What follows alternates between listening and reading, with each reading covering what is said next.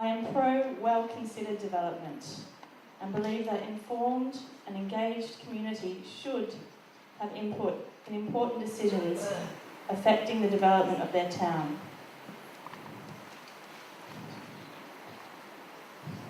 I was not quite sure of what to say tonight about why I'm up here doing this. After speaking with my children, I realised that I speak for the children.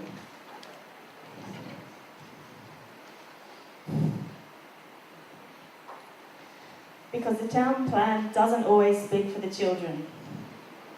Environmental legislation doesn't always speak for the children. Government departments don't always speak for the children.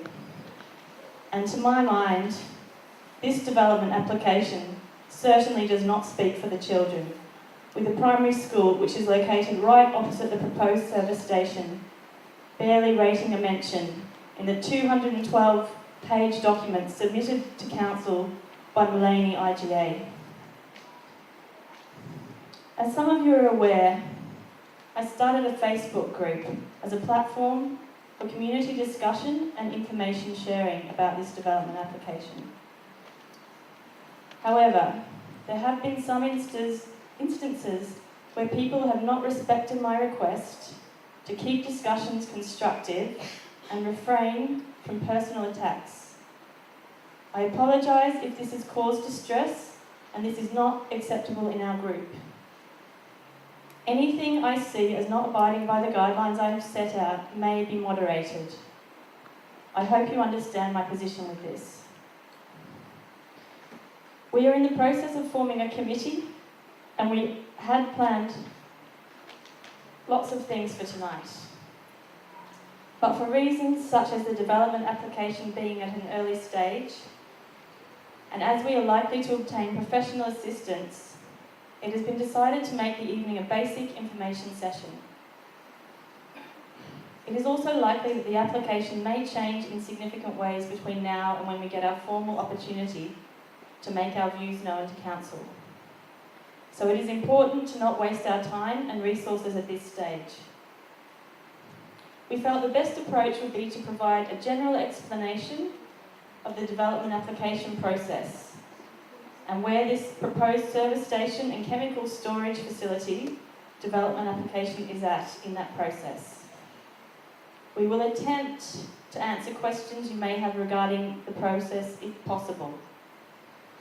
Then, we invite you to read the development application for yourselves, including the town planning report and A3 plans which are available around the room. I think at the moment they're down the back at the coffee table. Email copies are available upon request. Please help yourself to tea and coffee at any time. If you add your email address to the list at the entry of the hall or like our Facebook page, we will attempt to keep you up to date with important information on meetings, dates for submissions, etc. Thank you all for your interest and concern about this important decision for our community. I'll now hand over to Paul Summers from Paul Summers Planning Strategies to explain the development approval process and answer any questions if possible regarding the process. Thank you. I'm going to try and do it without the microphone. Can you hear me okay down the back there? You can? Okay, rats. Fiona, thank you for the introduction. Fiona made reference to a development approval process.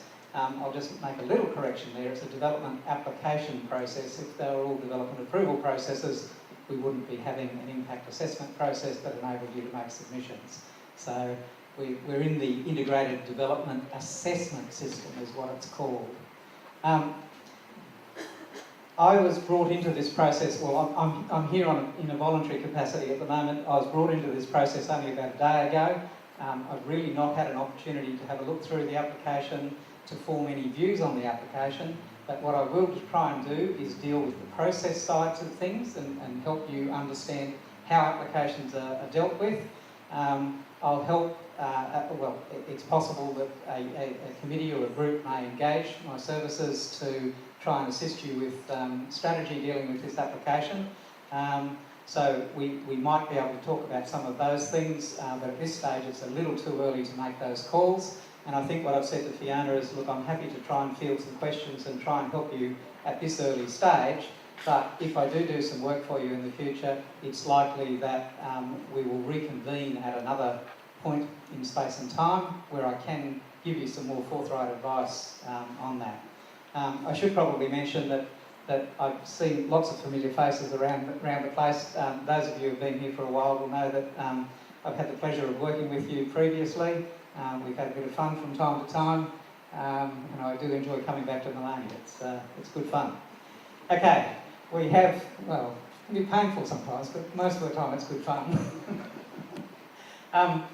Development application process, there's 4 essential stages to it. There can be a 5th, but we'll just deal with the 4 stages. The first stage is the application stage, and that's a stage where the application is lodged and the council has to then evaluate whether the application has been properly made. It has to identify what the referral agencies are, and there's a few other administrative things, and then everything goes up onto what's called PD Online, which is where the material is put on display.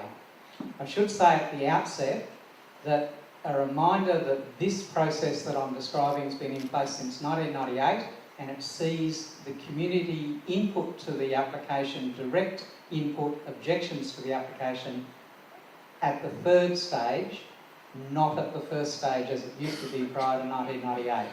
So at the moment, I'll say again at the outset, any submissions that are lodged with the council today are not valid submissions, and it's fairly pointless pushing submissions through to the council at this point. There is a formal period for that, and they must be lodged in that period in order for the council to be able to consider them. So back to the stages. The first stage is the application stage. We're through that stage. The council has issued what's called an acknowledgement notice, which says that yes, the application's been properly made and it's identified the referral agencies and things of that sort of nature. It then enters into what's called the information and referral stage, which requires the applicant to refer the material out to the different referral agencies, which are usually state agencies, but they can include some non-government organisations and things like that as well. The applicant has, I think, done that, although I'm not totally up to speed with this yet, but the information has been sent out, I think, to the agencies, and then those agencies and the council as assessment manager can then ask for additional information. And I believe that the council has asked for additional information on this application. It's a fairly limited piece of advice. I haven't had a chance to have a look at it as yet. And the other agencies, there's a lag time with the other agencies, and so they may or may not have done that as yet. But we're in that phase at this point in time, what's called the information and referral stage. Once the applicant has received all of that information, once the applicant has received all of those requests for information, the applicant then has a period of 6 months to respond to each of those, and it's 6 months from the date each of them was received. So there's a lag time for each of those as well. So it could be that it's 6 months from a point a week or 2 away, maybe 3 weeks away, before the clock starts ticking, that 6 months goes, and then you get your opportunity to make formal submissions on this application. So it's important not to get too excited at the moment, and the reason is that everything you see on the boards here could be changed in significant ways during this period, in terms of the applicant making adjustments to his plans or responding to what the council or the state agencies have asked for. So the real time to focus on this is in the 3rd stage, which is called the public notification stage, or the notification stage. Now, I'm not suggesting that you all say, oh, well, let's go back home and, watch telly. It's a bit more important than that. This is a critical issue for your town, and but what I am suggesting is that the whole town at this point, need not get too excited about it, and perhaps what you might want to do is put your trust in a group of people to start guiding that process and looking at that process for you, and then report back to you at some later date is what I'd be suggesting. So back to the stages, first, second, third stage, the third stage being the notification stage. So it will be advertised for a 15 business day period, and that involves signs going up on each of the frontages that the land has. It involves notification to any property owner who shares a common boundary or a common point with the subject site, and it involves an advertisement in a newspaper that is circulated in this area. That's what's involved in that process. So it'll normally be advertised for a 15 business day period, so it's a 3-week period, and then after that, the applicant has to respond to the council and say that he's done the advertising correctly, and then it's in the decision-making stage, so the decision stage.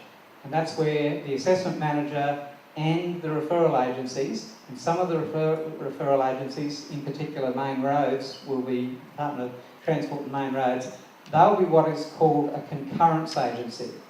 Now, I haven't checked this, but I'm 99.9% certain, Norm's nodding here, Main Roads is a concurrence agency, which means that Main Roads has a right of veto on this application. It can direct that the council refuse the application. It can't direct that it approves it, but it can direct that it refuses it. Yes, Richard? Just a quick question in relation to property boundaries, Richard Giles. The property is actually bounded on 3 sides by roads. Does that make any difference to this application? Are the people across the road considered abounding to that property? No, They're no. not. The question was, that because it has 3 road frontages, do people on the opposite side of the road get notification? The answer is no. You have to share a common property boundary. Don't get too excited about the advertising of the application in terms of the technical rights or wrongs of the advertising. The applicant will get that right. It's most unlikely that it gets mucked up, and even if it gets mucked up, there's all sorts of flexibility available for the council to continue to consider the application. So my advice to you is to put your resources elsewhere. This application, sorry, I'll just finish the stages and then I want to give you some general advice. The decision stage on the application, the council has, once the notification is received from the applicant that he's complied with the advertising, the council then has 20 business days to decide the application, but that 20 business days doesn't commence to run until the various referral agencies' decisions on the application are with the council. They have time limits on them as well. So all of this gets a bit difficult to predict because one thing, it's like a domino effect, and when the domino, you don't control when each domino falls. So it gets a bit tricky, but essentially once that time starts, the council has 20 business days to decide the application, and it can extend that itself by another 20 business days. Now, assuming that this is going to be a tricky application with possibly quite a number of submissions, it won't be a surprise to find that the council does extend that period. After that, it can only extend that period with the concurrence of the applicant. So the council then takes its decision at whichever point that is, and after that, irrespective of which way the decision goes, the applicant has an appeal right and the community has an appeal right or an ability to get involved in that side of things. So that's quite some distance down the track yet, but that's the basic process for the development application. Now I wanted to tell you something important that I just thought of before and stopped myself, and now I've forgotten.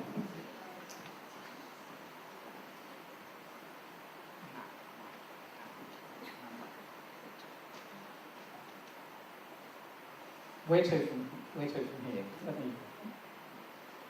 Question? Okay, we'll take some questions on basically, if you limit them at the moment just to the process that I've run through. Could I just stand in there for him to say, I've got a microphone here, if you can put up your hand, I'll come around and give you the microphone, otherwise it's hard for people to hear your question.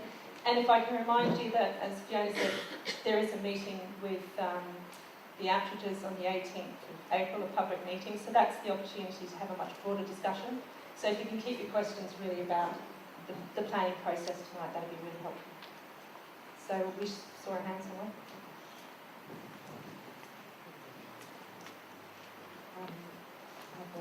Jan back there. So you were saying that 20 business days after the application has been approved for the advertising, and then once the referral agencies get their reports in, there's another 20 days, is it after that? Was that what you were saying? No? What you just described, I don't think is correct. So Oh, okay. what's your question? I'm just wondering what the next phase is after the 20 days. Which 20 days? I'm not sure. The fourth So stage. It's in the fourth stage. The fourth stage. Okay, the council has the council once its clock starts ticking, and its clock doesn't start ticking until after it's received the last of the advices from the advice agencies or referral agencies. It then has 20 business days to decide the application. It can extend that by 20 business days, after which the council must go to the applicant if it still wants to extend that period any further. And the applicant has a right of concurrence with that or not.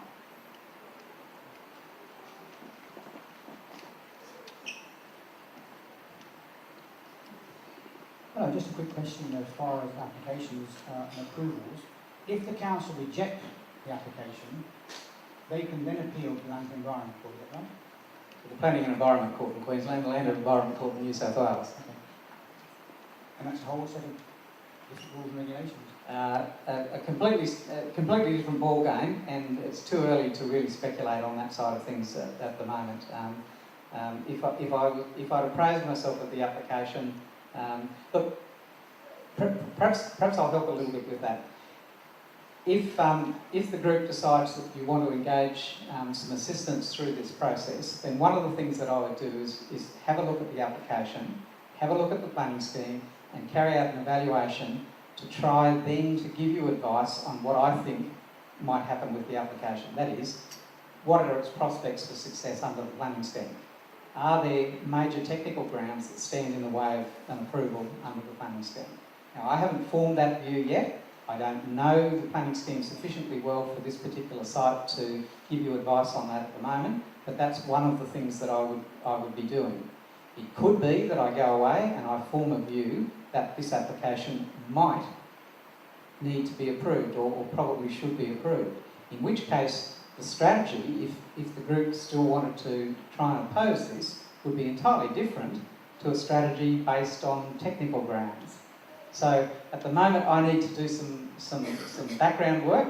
I've come along to try and assist you with the process side of things, but hopefully, or possibly, we may meet again, and I can be more forthright in some of that advice.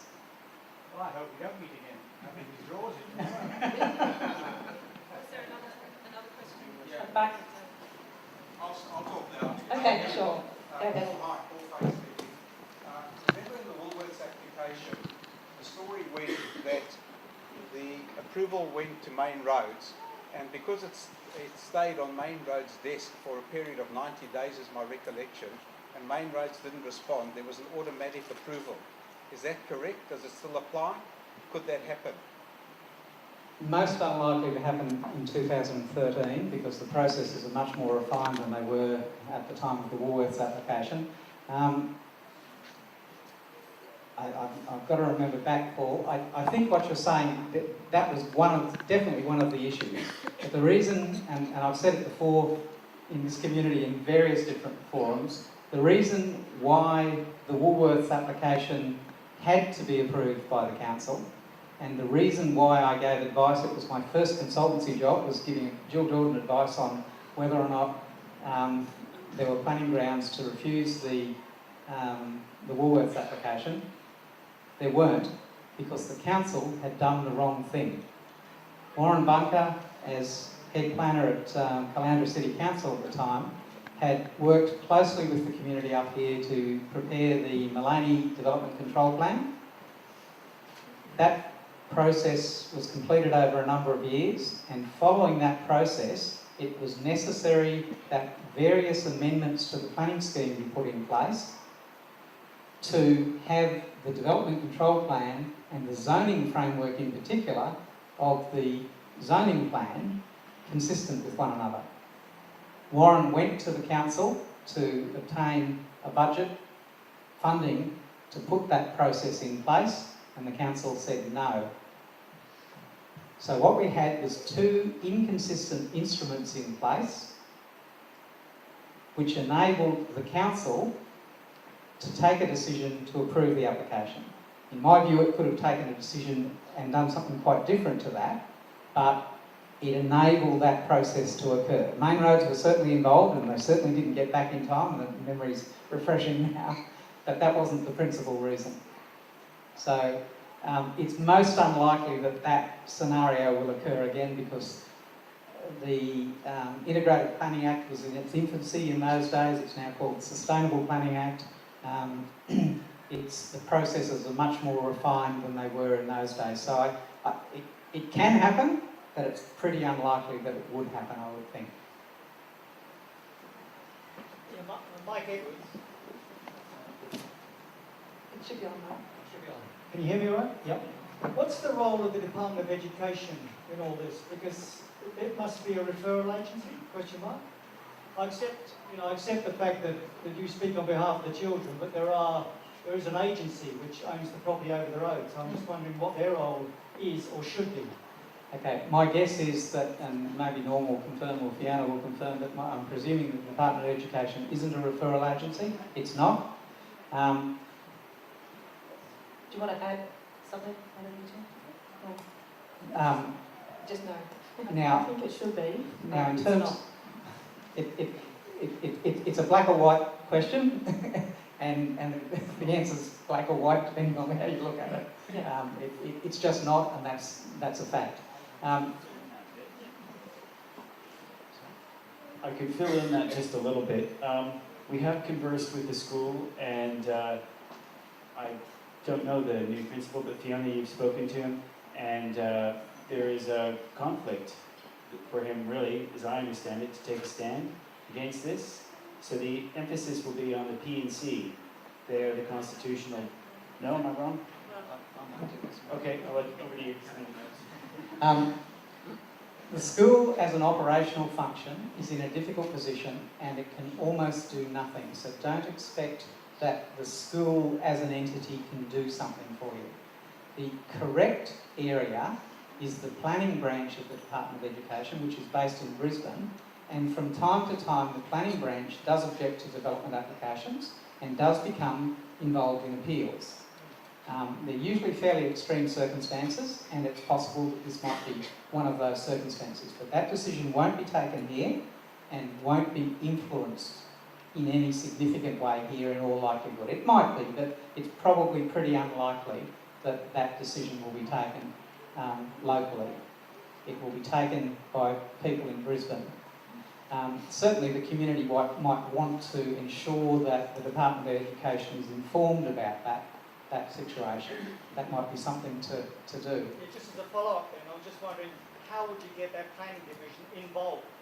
What I just said. Just wait. What I just said, the community may well want to draw attention draw the attention of that branch of the department to the application. Okay. Can I just add something to that, please? I have spoken with the principal about the role of the school, and from my understanding, we are not allowed to even issue notices on the school grounds to inform the parents that this is happening. We're allowed to pass out things outside the school grounds, but basically it's almost very difficult for us to let all of the parents know that this is even happening, which is one of the reasons why I wanted people to know about this, so the word could spread, so that the parents would know what was going to happen right opposite where their children are. But I understand the principal's position.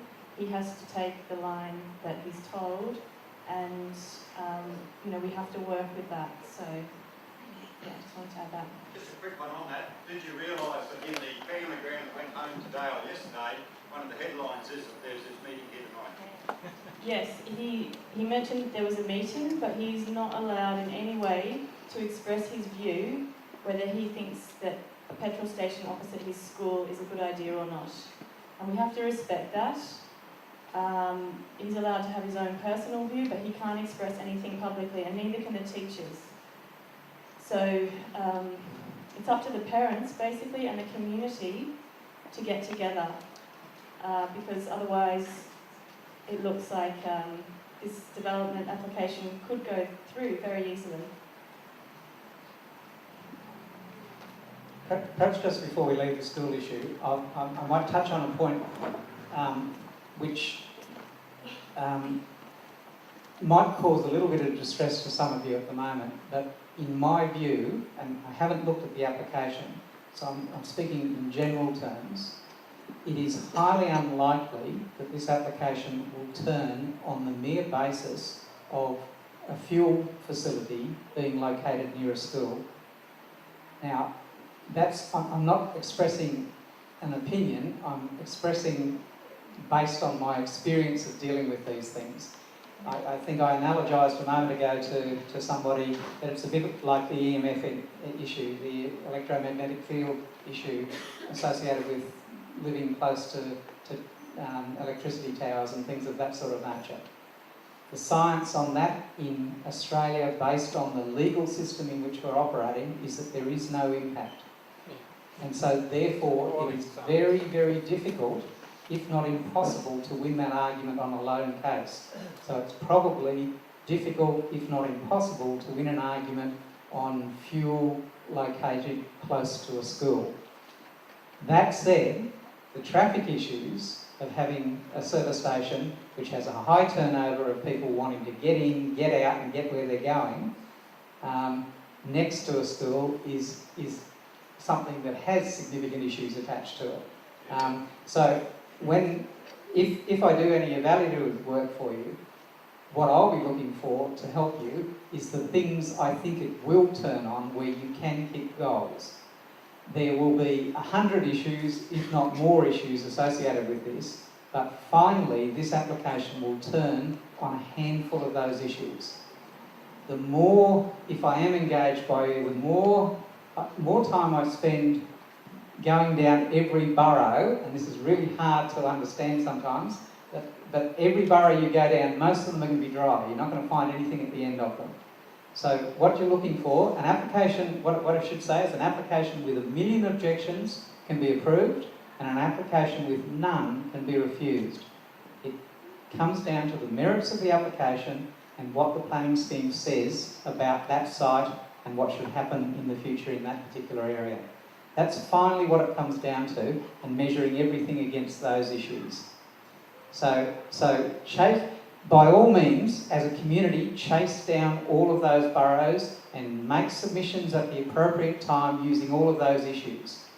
But the resources that you put to this exercise need to be put on what I'll call the turning points, the things that will turn the application. And there'll be a handful of those. Just got a question down there. Yeah, Tom Hardy, I wouldn't underestimate the power of P&C. You've only got to look through the history of education in this state to see where P&Cs have made their voices clearly heard over issues such as asbestos, road closures, proximity to liquor outlets, fast food outlets and so on.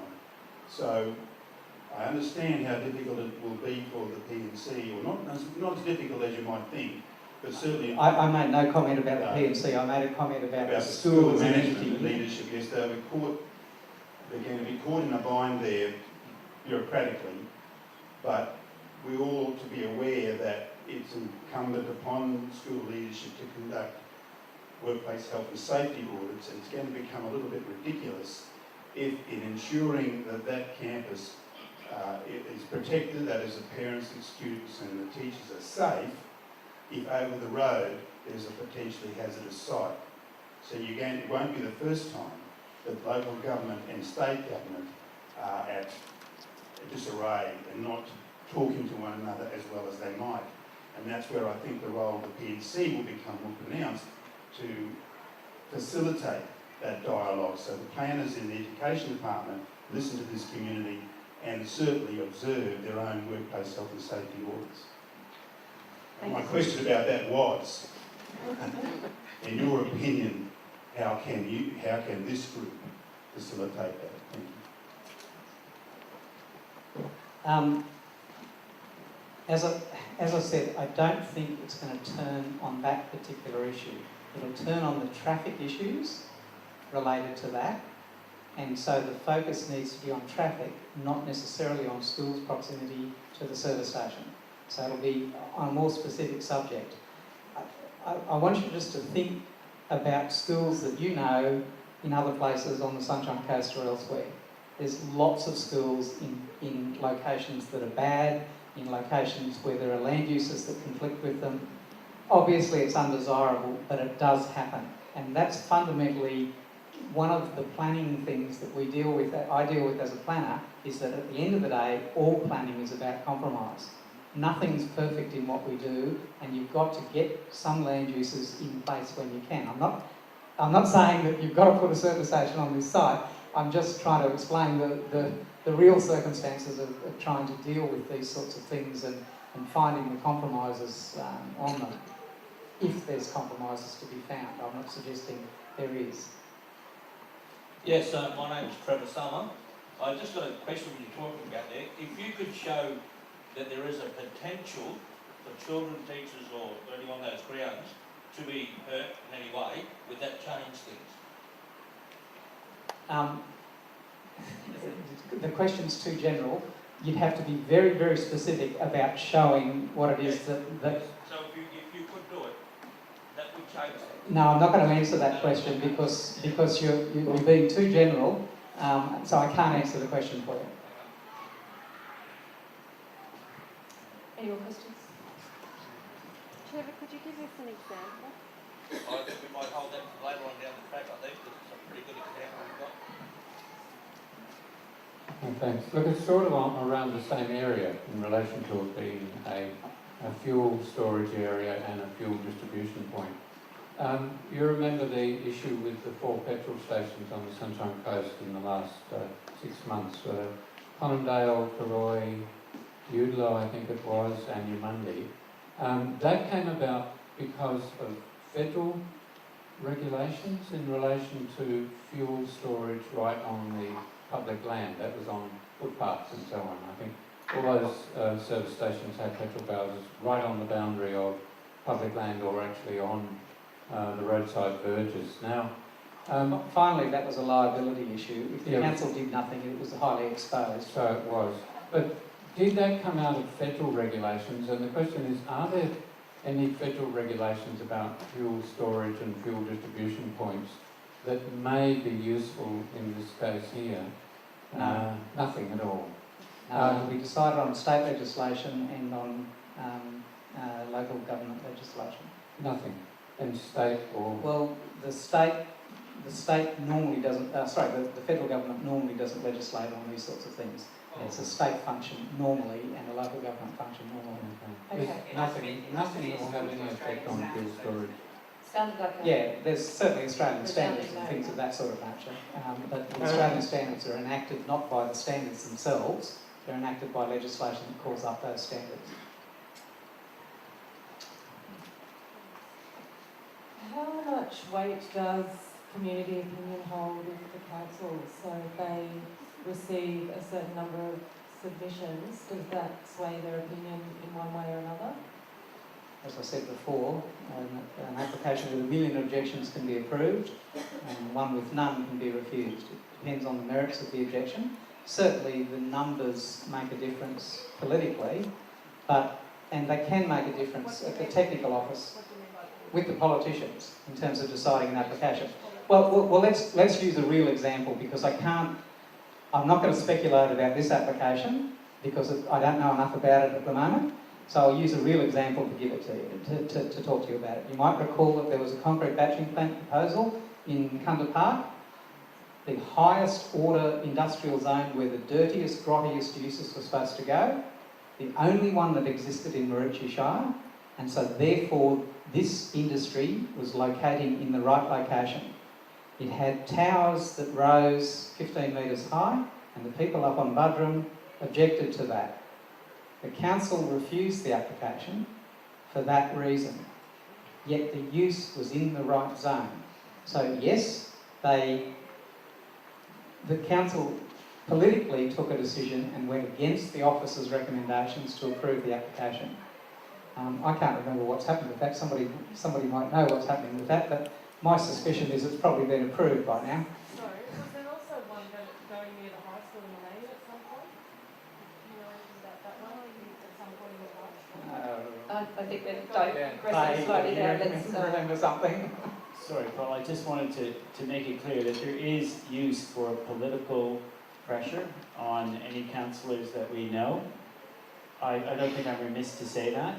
I think that their job ultimately, they are the ones who sit in the room and decide yay or nay against this. And so I think it's a matter, well, now Paul, correct me, but I'll correct you slightly with an example, Norm, if I may. okay, but if we get as many of the politicians on board with us, you have a better chance of it getting refused. You'll know about what happens maybe if the refusal is too political, but I think it's something to consider. I'll use a direct example. The Woolworths development application was approved with unreasonable and unlawful conditions. It was done so politically because of the pressure that was generated by Maleny. And the politicians imposed, this is over and above the staff recommendations, the politicians put conditions on the approval that were unsustainable and then took it to the court, and then some of those politicians blamed the court for taking off the conditions. They used that as a mechanism of shifting the blame from the council to the courts. That's what happens when political pressure leads to an inappropriate decision. You want an appropriate decision made on good, technical, valid grounds. You don't want, I don't think, you might want it, but I'd probably give you different advice. You don't want this refused simply politically. You want it knocked out. You don't want somebody else, another arbiter, coming in and saying, no, you got it wrong, council, it's going to be approved. You want to find the reasons for refusal. I think that's what you want, and you want solid grounds to base that on. Question for Michael. Paul, you mentioned that one of the issues that this is likely to turn on is traffic. Yet 10 years ago, we attacked the Woolworths proposal on the basis of traffic would be coming over a bridge or down a hill, turning in to a supermarket opposite another, Lawyer Street as well. It was appalling. Yet Main Roads clearly went ahead and said, no, they'll be fine. I just wonder if in 10 years you've seen any indication that Main Roads are a bit more enlightened, because this site certainly doesn't offer that same danger, or doesn't seem to on the surface. It doesn't offer that same level of danger that the Woolworths site did. I'll definitely give you good news here. Because the application is impact accessible, the traffic's going to be a real issue on this. The Woolworths application was code accessible. There was no ability for the community to make, in essence, sorry, I'll start that bit again. Because it was code accessible, in essence, the land was zoned for a Woolworths. Therefore, the traffic issues didn't enter into the question. Yes, you had to do what you could about them, but you couldn't refuse it on traffic grounds. This could be refused on traffic grounds. It's impact accessible. It's a completely different ball game.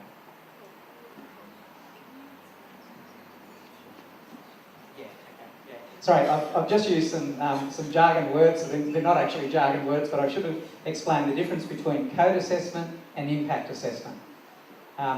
Impact assessment involves an assessment of everything under the planning scheme, and it also affords the public the opportunity to make submissions. It also enables those people that have made submissions to be party in any appeal. A code accessible application is assessed only against those codes which are stipulated within the planning scheme as being codes against which the thing will be assessed. So the scheme must identify which codes, it doesn't have to identify all of them, and the only thing that the council can consider is those codes. So it doesn't have a wide range of considerations. It's what's called a bounded, I hate the word, it's a bounded assessment. An assessment with a set of boundaries and limits around the things that are enabled to be considered. So they're chalk and cheese in terms of the Woolworths application and this application in that sense. You're in a much stronger position here. Right, can I just clarify my understanding of that? That means that every single code that we have in the town planning scheme can be applied against this. Well, it might be difficult to apply the residential development code or whatever it might be called. But we can look at.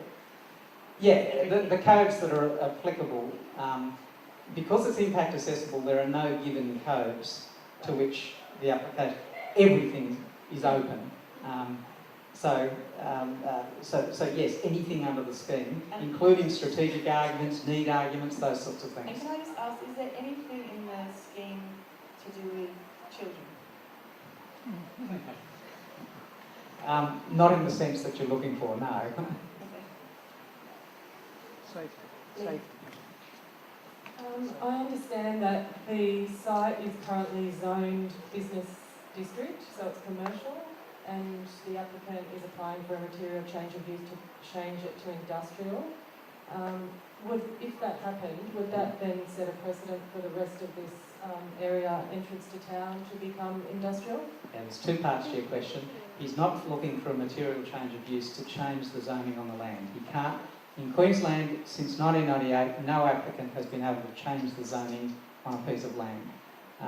So that's a thing of the past. He simply applies for whatever use he wants to achieve on the site. So that's what he's looking to do. The material change is that it's currently used for something and he wants to use it for something else. The something else that he wants to use it for, being the service station and the shop, is a use which is impact accessible on the site. In terms of precedent,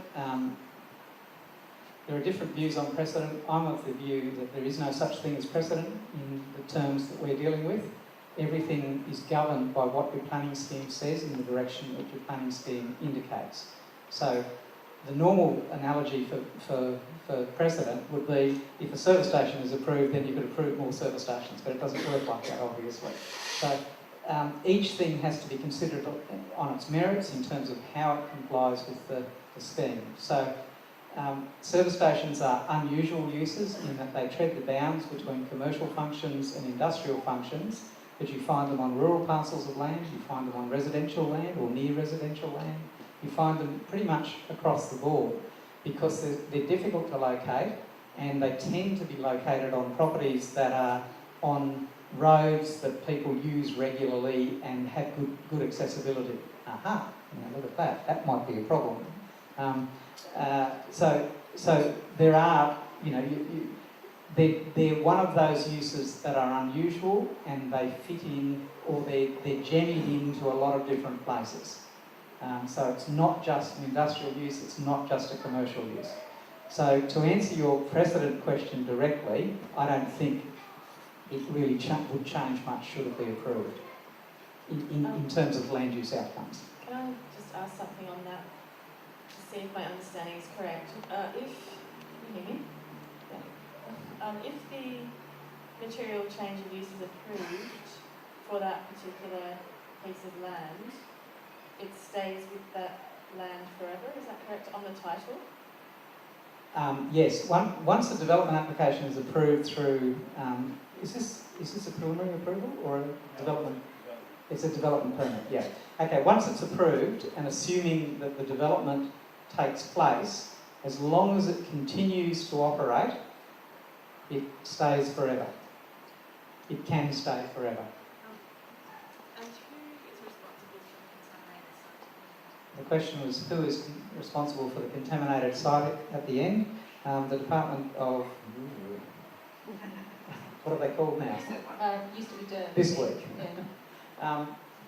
It must be the Department of Environment and Heritage Protection. Yes, that's the one. This week. Any more questions?